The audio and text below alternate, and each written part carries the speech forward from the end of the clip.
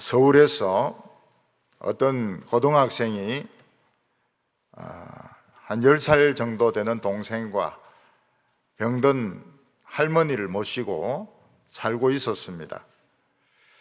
이 학생은 돈가스 파는 가게에서 아르바이트를 하다가 코로나19로 손님이 없어지니까 그 돈가스 집에서 쫓겨나게 되었습니다. 그래서 이 택배 회사를 찾아가 가지고 그 차에 물건을 올려주고 또 내려주는 그런 아르바이트를 하면서 하루하루를 살아가고 있었습니다. 이 고2 된 형은 10살쯤 된 동생을 데리고 음식점 옆을 지나가는데 거기서 이제 치킨 냄새가 막 나니까 동생은 형에게 자꾸 치킨 사달라고 졸랐습니다. 형이 주머니를 뒤져보니까 5천 원밖에 없었습니다. 그래서 치킨집에 들어가서 치킨 5천 원어치만 팔 수 있느냐 이래 물어보니까 그 5천 원짜리 잘라주면은 온 게 안 되니까 못 판다고. 그래서 몇몇 집을 돌았지만은 아무 데서도 치킨 5천 원은 팔지 않았습니다. 그래서 형은 동생에게 안 파니까 참으라 이렇게 하면서 집으로 가는데 또 치킨집이 있어가지고 냄새가 솔솔 나는 겁니다. 그러니까 애가 이제 치킨 이러면서 이제 노래를 부르면서 치킨 사줘 치킨 막 이러면서 이제 애가 막 떼를 쓰는 겁니다. 근데 그 소리를 그 치킨집 주인이 들은 겁니다. 그래 보니까 애들이 참 남루한 옷을 입었고 좀 불쌍하게 보이니까 둘 다 들어오라고. 형은 우리는 가진 돈이 5천 원밖에 없습니다. 그러니까 신경 쓰지 말라고. 그러면서 둘이를 앉혀놓고 푸짐한 그 치킨을 갖다 주면서 먹으라고 한 것입니다. 형은 나가면서 5천 원을 주니까 주인은 받을 필요 없다고 그러면서 앞으로 치킨 먹고 싶으면 우리 집에 얼마든지 오라고 아주 희망적인 이야기를 하고 애들을 보냈습니다. 이 동생에게는 완전히 기적이죠. 도저히 치킨을 먹을 수가 없는데 치킨 노래를 몇 번 부르고 나니까 아주 막 배가 터질 정도로 많은 닭고기를 먹게 된 것입니다. 그 후에 어떤 일이 있었는가 하면 동생은 형인데 말하지 않고 먹고 싶으면 언제든지 오라고 했기 때문에 언제든지 간 겁니다. 치킨 먹고 싶으면 언제든지 가니까 주인은 한결같이 그래 치킨을 많이 줘요. 그리고 애가 머리가 자르지를 못해서 머리가 아주 지저분하니까 이발소 데려가 가지고 이발까지 시켜준 것입니다.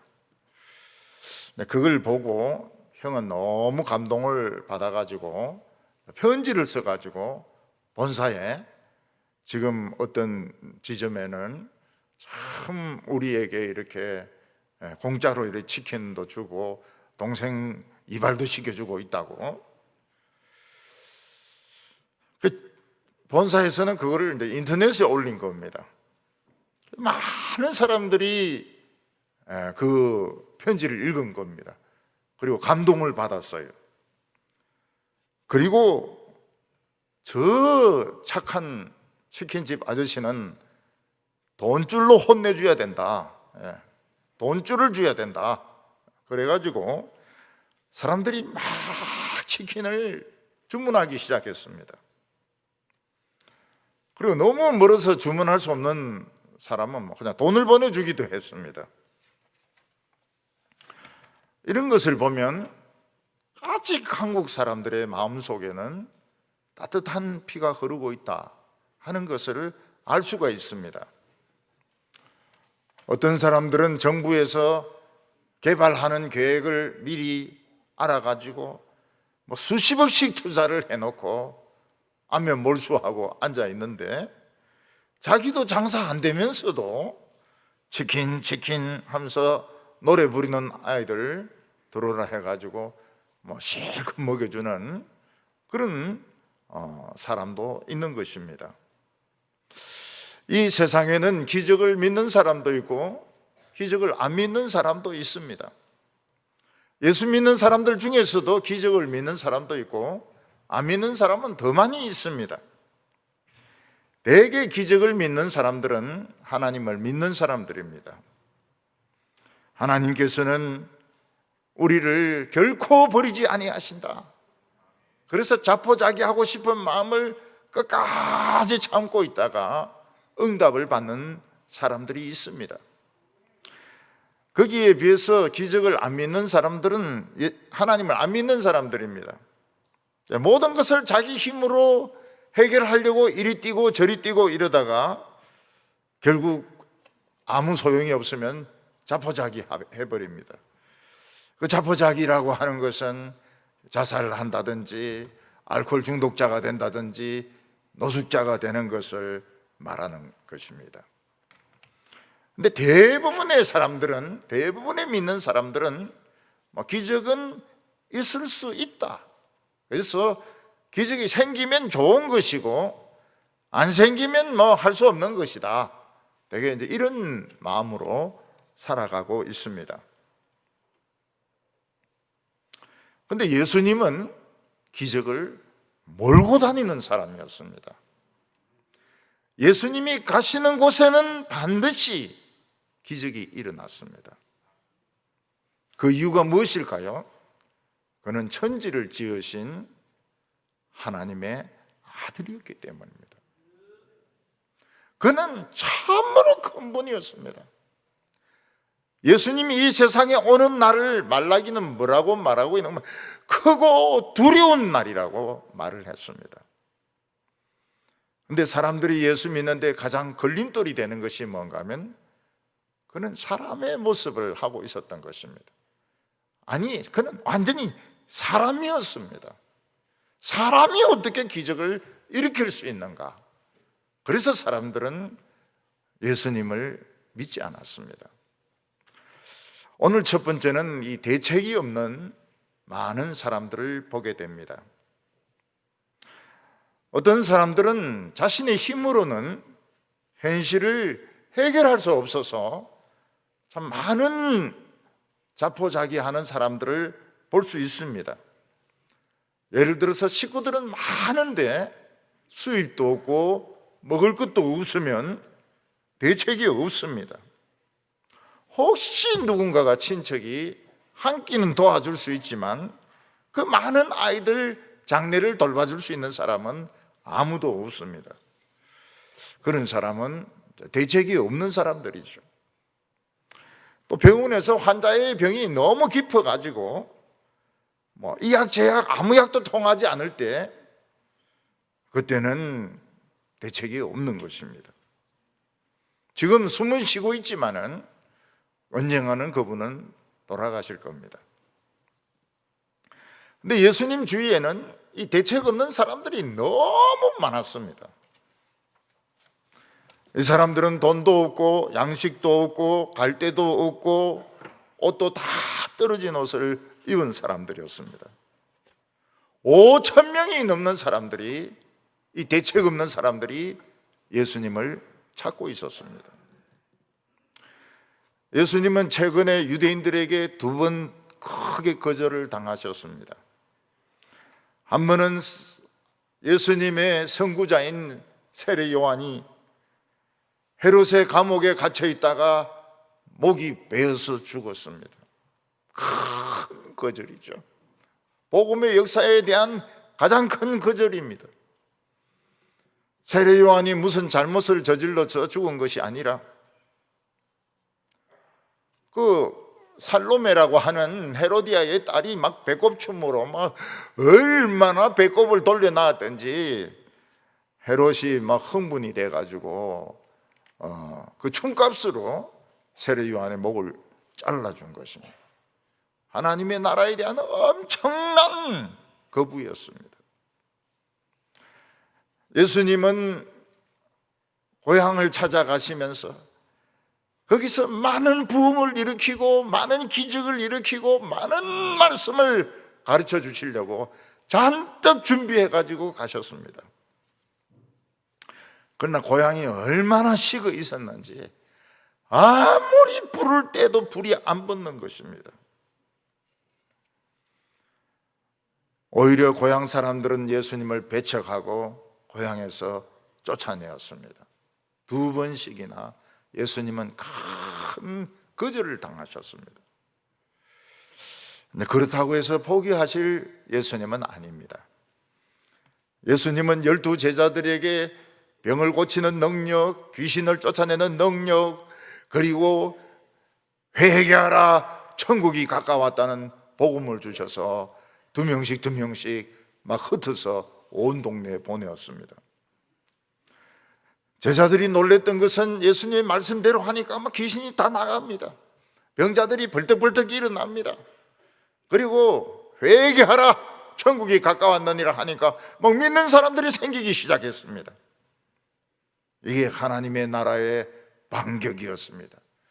사탄은 세례 요한을 죽이고 예수님을 고향에서 쫓아내면은 꼼짝 못할 줄 알았는데 예수님은 제자들을 보내가지고 대반격을 하셨습니다. 제자들은 신이 나가지고 예수님께 돌아와서 주님의 말씀대로 하니까 귀신들이 나가고 병자들이 벌떡벌떡 일어나고 믿는 사람들이 막 생깁디다 이러니까 예수님이 뭐라고 말합니까?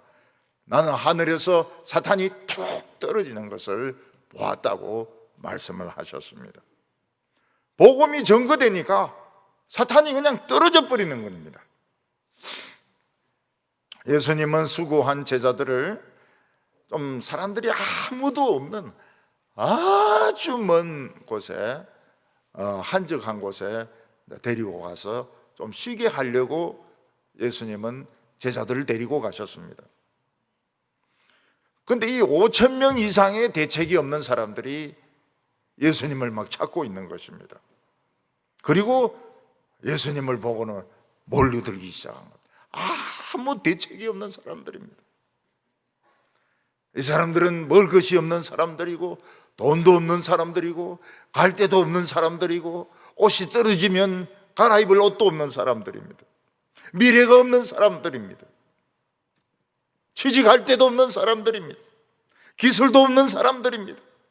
밭도 땅도 없는 사람들입니다. 예수님은 이 사람들을 보시고 주인 없는 목자 없는 양과 같다 이렇게 말씀하셨습니다. 우리는 양을 안 키우니까 목자 없는 양이 어떻는지 잘 모릅니다. 그래서 우리는 좀 바꾸어가지고 주인이 버린 개와 같다 이러면 이해가 좀 잘 올 것입니다. 주인이 개를 키우다가 아파트로 이사를 가게 되면 개 버리고 갑니다. 주인이 오래 여행을 해야 되거나 멀리 집을 비워야 되면 개를 버리고 갑니다. 그러면 이제 개는 먹을 것이 없으니까, 먹을 것을 주는 사람이 없으니까 진짜 갈비뼈가 다 보일 정도로 그렇게 개가 여유 있게 됩니다. 또 개 중에서는 새끼를 베어가지고 새끼를 낳는 개도 있습니다. 유기견 중에서. 그럼 이제 산에서 땅굴을 파가지고 새끼를 낳았다가 젖이 안 나오니까 한 마리씩 물어가지고 사람 집에 갖다 놓습니다. 새끼나 키워달라고. 그럼 사람들이 이제 강아지는 귀여우니까 이 강아지가 있구나. 또 보니까 또 비슷한 게 또 있거든요. 그래 이제 막 찾아보니까 그런 강아지가 한 5마리 정도 있단 말입니다. 요즘은 또 개 좋아하는 사람들이 많으니까 그 강아지들 이제 모아가지고 먹이를 주고 나중에 이제 분양을 시키고 그렇게 합니다. 어떤 개는 강아지 때 이제 목줄을 했는데 버림을 받으니까 몸은 커지는데 목줄은 안 커지는 겁니다. 얼굴은 이만한데 목은 쫄려가지고 목이 썩어 들어가고 있어요. 주인 없는 개는 무슨 소리만 나면 얼른 숨습니다.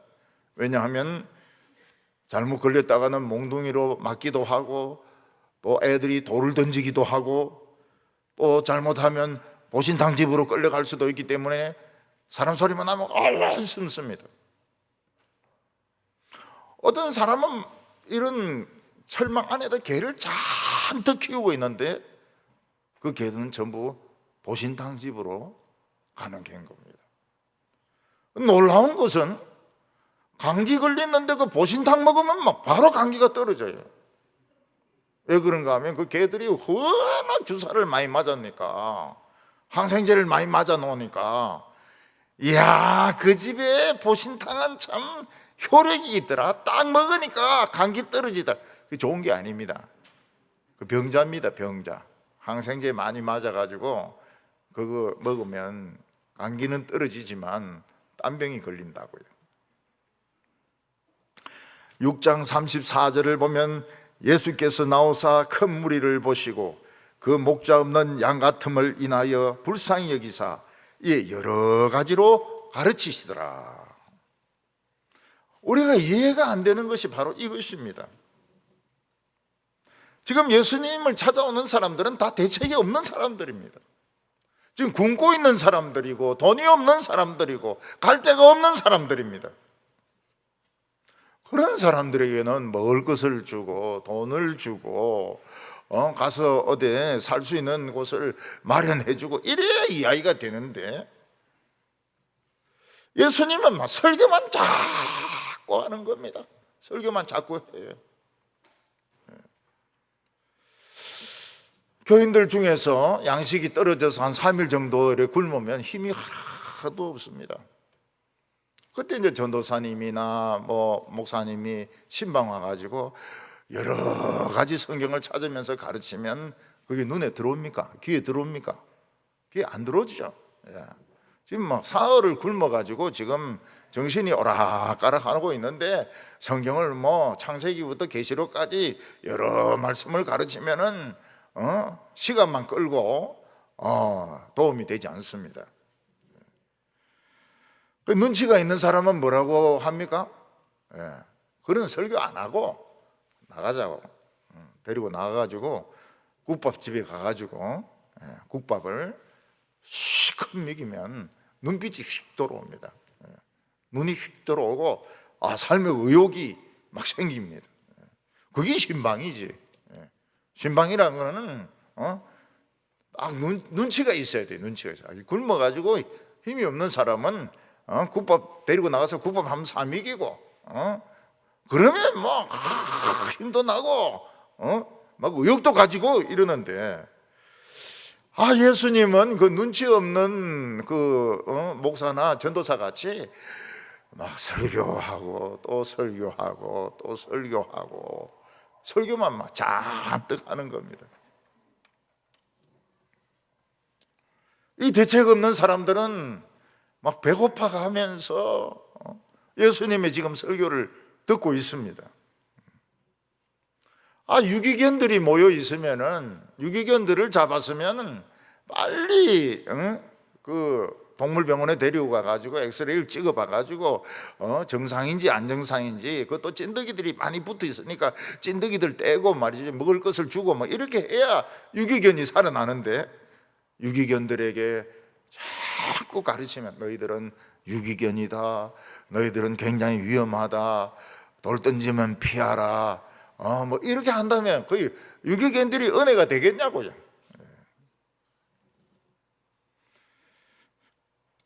근데 예수님께서는 돈도 안 주시고 돈도 없고 먹을 것도 안 주시고 먹을 것도 없고 갈 때도 안 가르쳐 주시고 갈 때도 없고, 왜 하나님의 말씀만 자꾸 가르쳐 주셨을까요? 그게 이제 이해가 안 되는 겁니다. 이 대책이 없는 사람들인데는 현실적인 것이 필요한데 예수님 하나님의 말씀만 자꾸 가르쳐 주는 거예요. 절박한 문제가 있어가지고 교회를 찾아왔습니다. 근데 목사님은 막 강대상에서 자꾸 설교만 하는 거예요. 그러면 그 사람은 무슨 생각이 들겠습니까? 나는 지금 절박한 문제가 있어서 왔는데 목사는 자꾸 창세기부터 막 자꾸 이렇게 이야기하는데 정말 도움이 안 된다. 그런 생각을 할 겁니다. 근데 예수님이 말씀을 자꾸 전하신 이유는 왜 그럴까요? 말씀이 능력이기 때문에 그렇습니다. 말씀이 생명이기 때문에 그런 것입니다. 돈보다 더 중요하고 음식보다 더 중요하고 옷보다 더 중요한 능력이고 생명이기 때문에 예수님이 말씀을 자꾸 가르치신 것입니다. 예수님의 가르침은 좋은 철학이 아닙니다. 예수님은 인생의 처세술을 가르친 것이 아닙니다. 예수님은 생명을 주셨고 능력을 주셨습니다. 근데 단지 사람들은 그 말씀을 현실로 바꾸는 방법을 모르는 겁니다. 이걸 예수님의 말씀을 현실로 바꿀 수 있는 능력을 가지지 못한 것입니다. 예수님은 지금 그 대책이 없는 5천 명에게 그 방법을 가르쳐 주시려고 하는 거예요. 하나님의 말씀을 현실로 바꿀 수 있는 방법을 가르쳐 주시려고 하는 겁니다. 오늘 두 번째로 보면 이 한계에 도달한 사람들을 보게 됩니다. 예수님을 찾아온 사람들, 예수님의 제자들은 한계점에 도달했습니다. 왜냐하면 지금 이제 날이 저물어 가고 있고 사람들은 너무 배가 고파서 더 이상 예수님의 말씀을 듣고 싶어도 들을 수가 없었습니다. 예수님의 말씀을 듣고 있는 사람들 중에는 그 시간에 집으로 돌려보내도 길에서 쓰러져 죽을 사람들이 많이 있었습니다. 그만큼 굶주린 사람들인 겁니다. 예수님의 제자들은 참고 또 참고 또 참았는데 이제 더 이상 참을 수가 없습니다. 왜냐하면 제자들도 먹을 것이 없기 때문에 이 5천 명을 데리고 있는 것보다는 빨리 보내버리고 자기들도 동네 가서 떡이나 빵을 사 먹는 게 자기들이 사는 길이기 때문에 그렇습니다.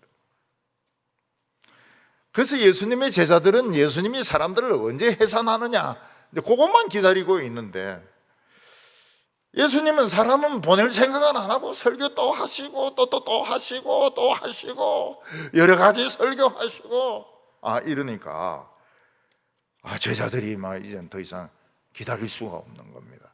더 이상 기다릴 수가 없고 모든 사람들도 더 이상 기다릴 수가 없습니다. 한계점에 도달했습니다. 근데 더 이상 설교하면 픽픽 쓰러질 사람들이 이제 생길 판입니다. 폭동이 일어날지도 모릅니다. 그래서 드디어 제자들이 예수님의 설교를 중단을 시킵니다. 35절과 36절을 보면 때가 저물어 가매 제자들이 예수께 나와 여짜오되 이곳은 빈들이요 날도 저물어 가니 무리를 보내어 두루 총과 마을로 가서 무엇을 사 먹게 하옵소서. 제자들은 더 이상 기다릴 수가 없었습니다. 더 이상 기다린다고 하는 것은 캄캄해지는 것이고 더 많은 사람들이 굶주리는 것이고 자칫 잘못하면 길에 쓰러져 죽는 사람이 생길 수도 있고 제자들도 너무 배가 고프고 예수님은 지금 설교를 중단할 생각이 없고 그래서 제자들은 예수님에게 설교를 진짜 그만하시라고 예수님 이제 설교 그만하시라고 아무리 설교할 게 많아도 지금 이제 어두워져 가고 있고 사람들은 지금 막 다 배고파 하고 있고 말이죠. 막 쓰러질 사람도 있고 이런데 예수님 이제 설교 그만하시고 사람들 그냥 돌려보내서 사 먹게 하십시오. 근데 그 사람들이 가서 사 먹을 돈이 있느냐? 없어요. 단지 제자들은 자기들이 이제 책임을 져야 되니까 사람들 계속 붙들고 있으면 자기들이 책임져야 되니까 그냥 흩어가지고 살 사람은 살고 죽을 놈은 죽고 그냥 보내자는 겁니다.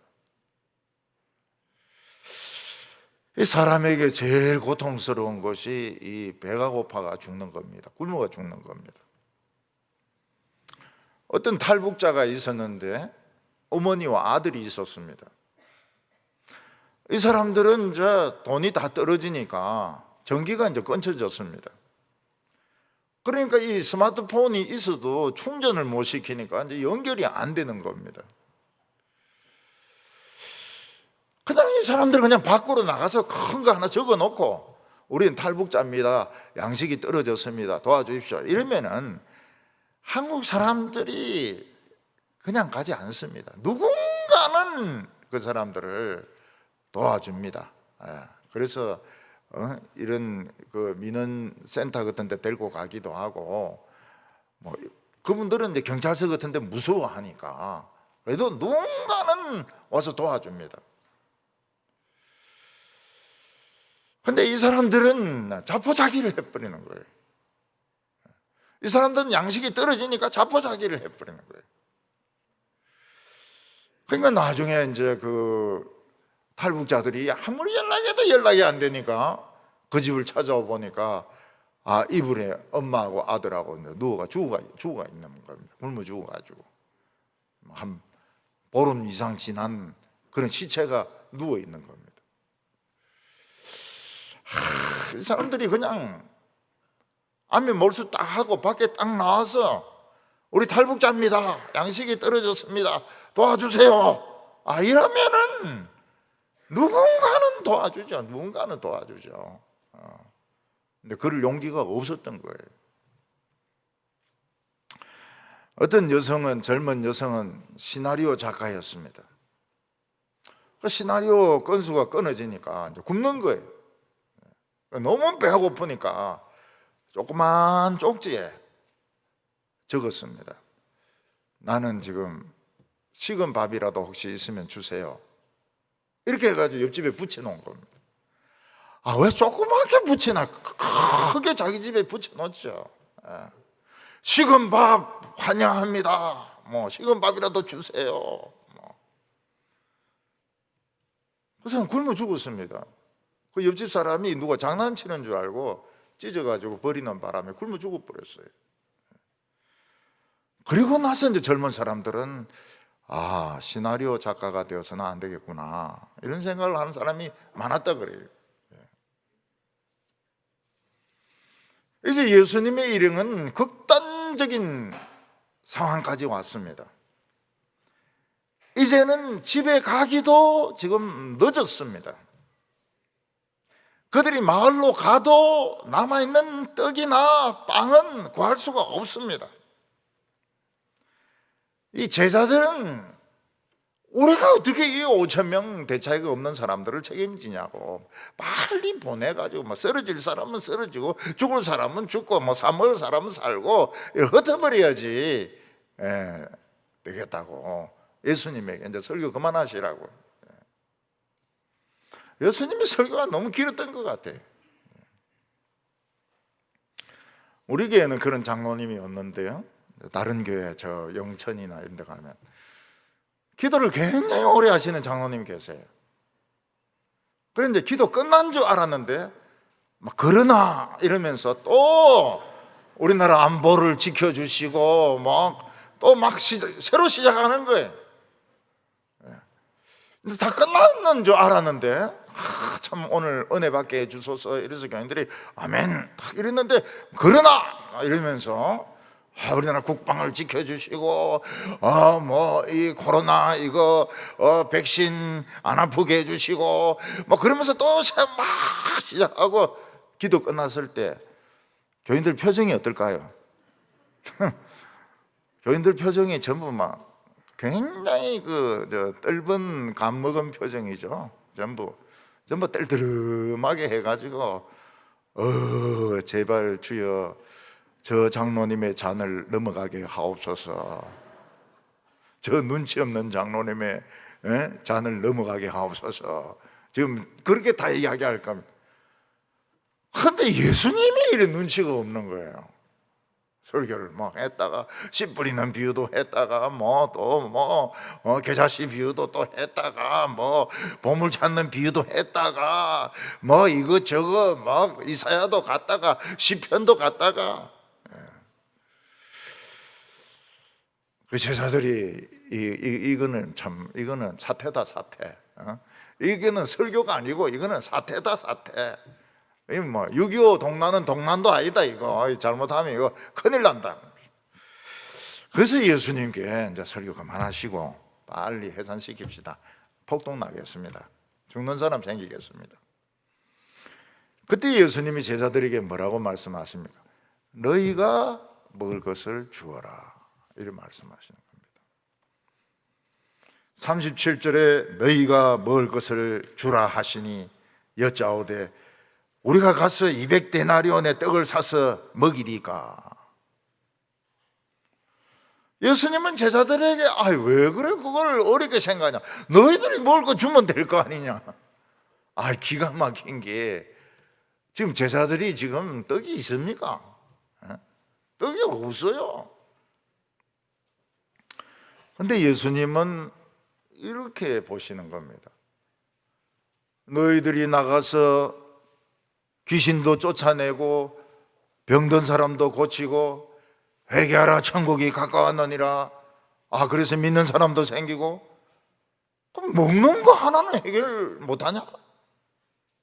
너희들은 너희에게 얼마나 큰 능력이 주어진지 모르느냐? 병도 고치고 귀신도 고치고 복음도 전하는 사람들이 사탄이 막 위에서 막 하늘에서 떨어졌는데 곤두박질 씻는데 너희들이 먹는 거 이런 거 못 주냐? 이거 참 예수님 그렇게 생각하시는 겁니다. 그러니까 제자들이 기가 막혀가지고 우리가 200데나리온의 돈을 가지고 어디 떡집에 가서 떡을 사가 와서 먹일까요? 요즘 한 돈 1,000만 원 정도 모아가지고 빵집에 가가지고 그 빵을 실어 와서 먹을까요? 예수님은 제자들에게 너희들이 병자를 고치고 귀신 쫓아내고 복음을 전할 정도가 되면 사람들 먹이는 거 그런 거는 얼마든지 해낼 수 있다. 너희들이 얼마나 많은 능력을 받은 사람인지 모르느냐? 그러니까 그런 빵집도 없고요, 그런 돈도 없고요, 그런 트럭도 없고요. 지금 제자들은 폭동이 일어나려고 그래요. 그 사람들이 너무 배가 고프니까 그러면 죽는 사람이 생기려고 그럽니다. 근데 예수님은 너희들이 얼마나 능력을 가지고 있는지 모르느냐? 귀신만 쫓아내고 병만 고치는 줄 아느냐? 너희들은 다른 능력도 많이 가지고 있다. 이래 말씀하시는 겁니다. 여기에 놀라운 비밀이 있습니다. 비밀이. 우리가 하나님의 말씀을 들어도 기적은 안 일어납니다. 기적은 안 일어납니다. 근데 하나님의 말씀대로 살려고 하면 극한적인 상황까지 갈 수 있습니다. 극한적인 상황까지. 끼니가 없을 정도로, 교회 올 차비가 없을 정도로, 헌금 낼 돈이 없을 정도로, 그럴 정도로 가난해질 때가 있습니다. 이제는 굶고 더 시간 지나면 굶어 죽습니다. 근데 그때 계속 하나님의 말씀을 붙잡고 기도하면 말씀이 깨어납니다. 기적이 일어납니다. 나중에는 별 시시한 기도까지 다 응답이 됩니다. 내가 기도 안 한 것까지 막 응답이 돼요. 그러니까 이 극한 상황이라고 하는 것이 이게 굉장히 좋은 겁니다. 이게 응답받는, 이게 지금 주고 있는 말씀을 살리는 것이 바로 이 극한 상황인 겁니다. 지금 참 좋은 순간인데 제자들은 지금 죽는다고 지금 아우성을 치고 인상을 쓰고 지금 난리거든요. 극한적인 상황. 극한적인 상황은 사는 순간입니다. 단거리 선수들 보세요. 단거리 선수들은 막 체력이 굉장히 좋습니다. 왜냐하면 이 사람들은 이 근육 안에 이 뭐 산소 같은 거 넣기 때문에 그 뛸 때 숨 안 쉽니다. 한 번 쉬는지 모르겠는데 단거리 선수들은 그 100m 뛸 때 숨을 안 쉬어요. 숨 한 번 쉬면 한 박자 넣기 때문에 이 근육 안에 이 산소 같은 거 이런 거 모아가지고 그냥 숨 안 쉬고 100m를 뜁니다. 수영 선수들도 이 단거리 선수들은 굉장히 근육이 발달되어 있습니다. 이 근육 안에 이 넣어놓은 거예요. 숨 안 쉽니다. 50m 가는데 숨을 한 번 정도 쉴까 말까. 숨 2번 쉬면 늦어요. 숨 2번 쉬면 늦어요. 우리 환난 당했을 때 숨 쉴 수가 없지 않습니까? 숨을 쉴 수가 없어요. 그 숨을 참고 견딜 때 말씀이 살아서 역사하는 겁니다. 그 숨을 참는 이 훈련을 해야 되는 겁니다. 숨을 참는 극한적인 상황에서 조금 더 가야 돼. 오늘 세 번째로 하나님의 능력이 나타나는 겁니다. 모든 사람들이 예수님의 입만 쳐다보고 손만 쳐다보고 있습니다. 도대체 예수는 무엇을 말하며 무슨 일을 하려고 하는가 궁금했습니다. 제자들은 예수님에 대해서 불만이 많았습니다. 설교를 하시더라도 적당하게 잘라서 이래 하시지. 그러니까 사람들 보내야지 안 굶어 죽고 말이죠. 응? 이 막 설교를 막 길게 하셔가지고 하루 종도록 하셔가지고 지금 이 상태까지 몰고 오시면은 어떻게 합니까? 그때 한 소년이 예수님 말씀에 은혜를 받았습니다. 그래서 마음으로 어떻게 합니까? 아멘. 예수님의 말씀을 듣고 아멘. 영혼이 충만하니까 배가 안 고픈 거예요. 배가 안 고파요. 도시락이 있습니다. 엄마가 사준 도시락이 있는데 배가 안 고파요. 이거는 내가 먹을 게 아니다. 이거는 내보다 더 어리고 좀 아픈 애들이 먹어야 된다. 그래서 이 소년은 자기 도시락을 예수님께 갖다 바친 것입니다. 어른들은 절대로 갖다 바치지 못하죠. 왜냐하면 이 작은 거 바쳐봐야 웃음거리밖에 안 되고 누구 입에 바르겠습니까?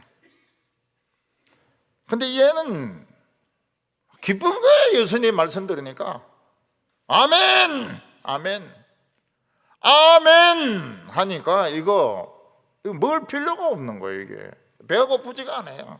나 막 뛰어가가지고 집에 남아있는 거 먹으면 된다고.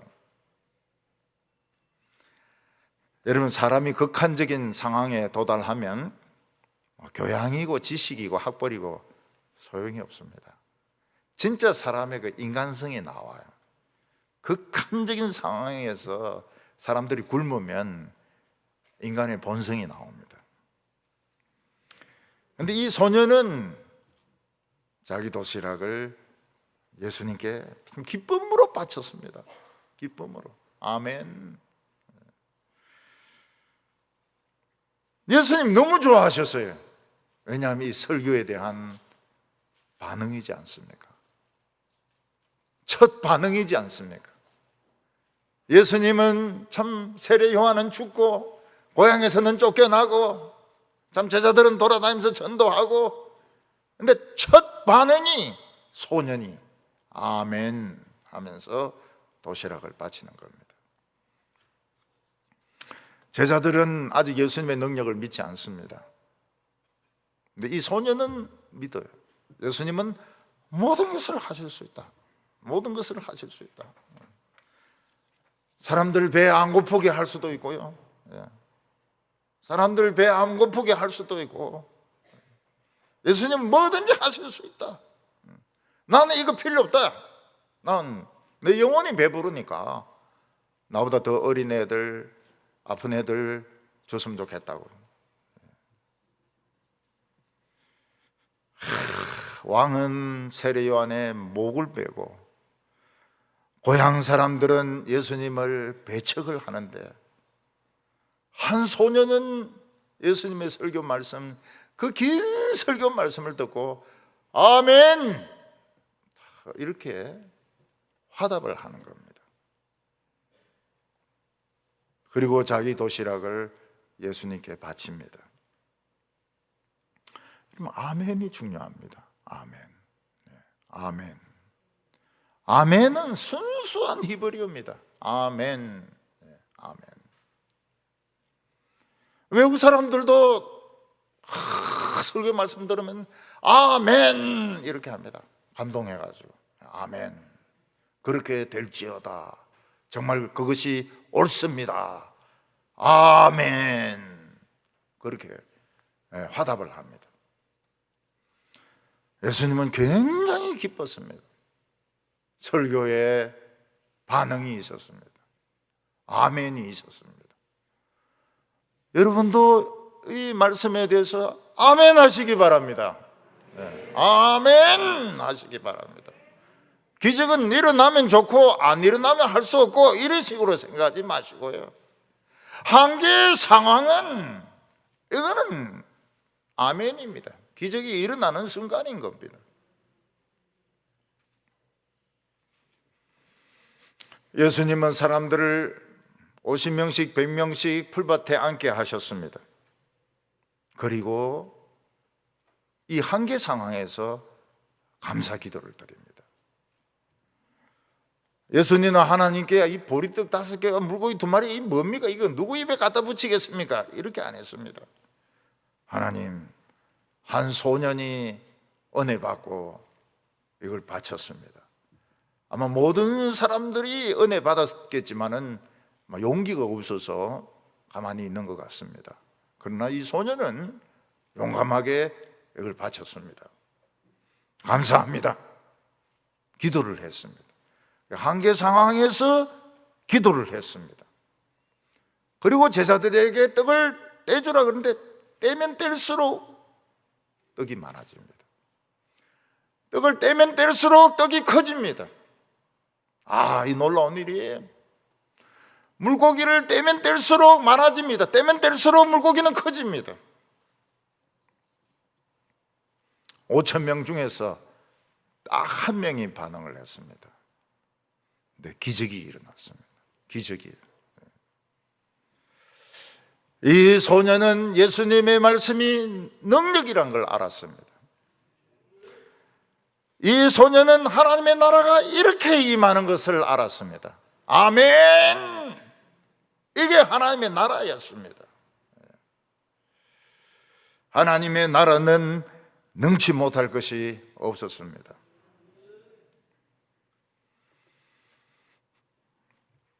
사람들은 배가 부를 정도로 떡과 물고기를 먹었습니다. 예수님은 남은 떡과 물고기를 버리지 못하게 하시고 다 모으게 했는데 12광주리가 남았습니다. 이것이 기적의 증거였습니다. 기적의 증거였습니다. 우리가 하나님의 말씀을 듣고 말씀대로 살려고 하는데 도저히 살 수 없을 때, 먹을 것이 없을 때, 살 집이 없을 때, 입을 옷이 없을 때, 그때 어떻게 해야 됩니까? 아멘. 그리고 기도해야 됩니다. 별 희한한 게 다 응답이 돼요. 별 희한한 병도 다 낫고요. 기도 안 한 것까지 막 생깁니다. 이런 건 기도 안 했는데 막 생겨요. 그래서 사람들은 우연의 일치라고 생각합니다. 이게 우연의 일치다 이렇게 생각하는데 너무 그런 일이 자꾸 일어나니까 이런 게 기도 응답이구나 하는 것을 깨닫게 됩니다. 하나님의 말씀은 많습니다. 많은 설교가 있습니다. 그러나 잠들어 있습니다. 이 말씀을 깨우는 것이 아멘입니다. 기도입니다. 저는 코로나19도 한계점까지 갈 수 있다고 생각합니다. 지금 백신을 만들어도 아픈 사람들도 있고 죽는 사람들도 있고 또 낫는 사람들도 있고요. 한계까지 갈 겁니다. 하나님께서 하나님의 백신으로 치료하실 수도 있습니다. 아멘 할 때 갑자기 코로나가 소멸될 수 있습니다. 예수님이 그 배고픈 사람들에게 설교한 것은 능력을 나누어 주고 있는 것이었습니다. 그들의 생명을 나누어 주고 있는 것이었습니다. 여러분, 우리의 삶에 기적이 또 일어나고 또 일어나고 또 일어나기를 바랍니다. 우리에게는 대책이 있습니다. 대책이 없는 사람들 같지만은 대책이 있습니다. 하나님의 말씀 가지고 한계 상황까지 가는 것입니다. 경험해보지 못하면은 이 무슨 말인지 모릅니다. 하나님의 말씀을 가지고 낭떠러지 끝까지 가는 겁니다. 아멘. 거기서 기도할 때 기적이 일어납니다. 부흥이 일어납니다. 기적을 체험하시고 부흥을 체험하시는 성도들 다 되시기를 바랍니다. 기도드리겠습니다.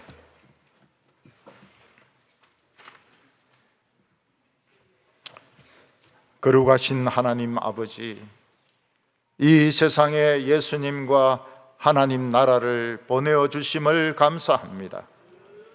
우리는 우리가 생각하는 것보다 더 많은 능력을 가지고 있습니다. 능력이 잠들어 있고 성경 말씀이 잠들어 있으며 우리는 세상 사람들과 똑같이 미래를 염려하며 걱정하고 있습니다. 하나님이 살아계신데 왜 미래를 걱정합니까? 오늘 우리가 살아있고 말씀을 듣고 있는데 왜 사는 것을 걱정을 합니까? 오늘 저희들이 하나님의 말씀에 아멘하게 하여 주시옵소서. 예수님의 이름으로 기도하옵나이다. 아멘.